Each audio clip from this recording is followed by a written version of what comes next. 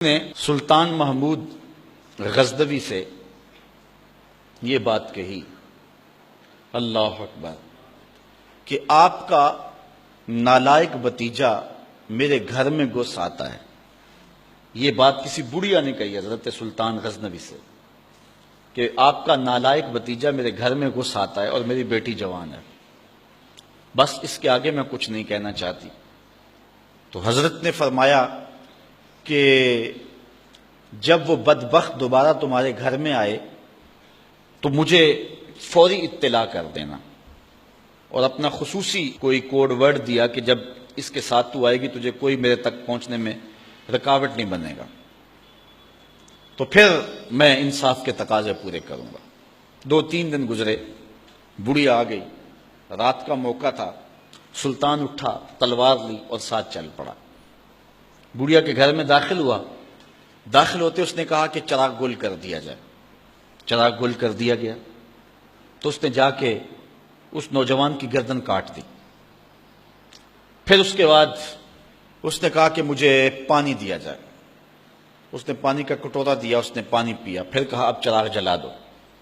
جب چراغ جلایا گیا تو اس نے لاش کو دیکھا اور کہا الحمدللہ۔ بڑھیا نے کہا کہ مجھے بتائیں کہ آپ نے یہ 3 کام بڑے عجیب کیے ہیں، جب آئے ہیں تو چراغ بند کروایا ہے، پھر پانی مانگا ہے، اور پھر الحمدللہ کہا ہے۔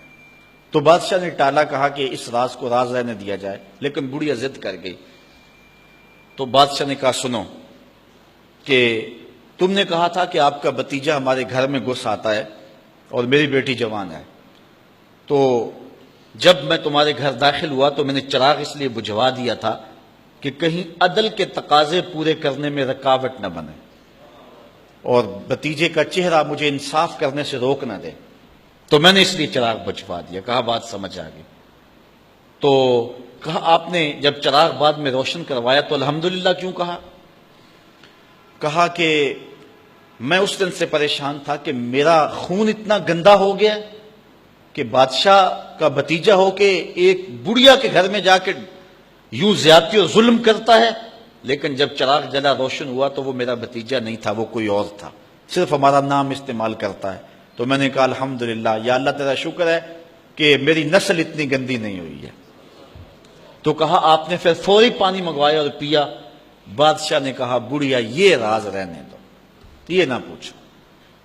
بڑھیا ضد کر گئی کہ نہیں مجھے یہ بھی بتاؤ۔ تو کہا بڑھیا پھر سن، جس دن سے تو نے بتایا تھا کہ آپ کا بھتیجا میرے گھر میں گھس آتا ہے، اس دن سے نہ میں نے پانی پیا تھا نہ کھانا کھایا تھا۔ میں نے کہا تھا جب تک ظالم کو کیفر کردار تک نہیں پہنچا دیتا اتنی دیر تک نہ کھانا کھاؤں گا نہ پانی پیوں گا۔ اب ظلم کا انجام تو نے دیکھ لیا، اب میرا اتنا حق تو بنتا تھا کہ 2 گھونٹ پانی کے پی لو۔ تو آج نام بھی تو انہی کا باقی ہے، آج ذکر بھی تو انہی کا باقی ہے، جن لوگوں نے عدل و انصاف کے بخیے ادھیڑ کے رکھ دیے، پھر حرف غلط کی طرح مٹ جاتے ہیں، ان کی قبروں کے نشان بھی باقی نہیں رہتے۔ دنیا کے اوپر کتنے لوگ تھے، رضا شاہ پہلوی دیکھ لیں، ایران کا شہنشاہ ایران دیکھ لیں، کہ پھر بعد میں دیکھیے کہ ان کو قبر کے لیے جگہ نہیں مل رہی ہے۔ تو جنہوں نے عدل کیا، جنہوں نے انصاف کیا، تو زمانے کے اوپر نام انہی کا رہتا ہے، اور کسی ملک میں کسی جگہ پہ عدل و انصاف سے ہی ملک اور وطن قائم رہتے ہیں۔ الملک یدوم بالکفر ولا یدوم بالظلم، ملک کفر سے تو قائم رہ سکتے ہیں لیکن ظلم سے قائم نہیں رہتے۔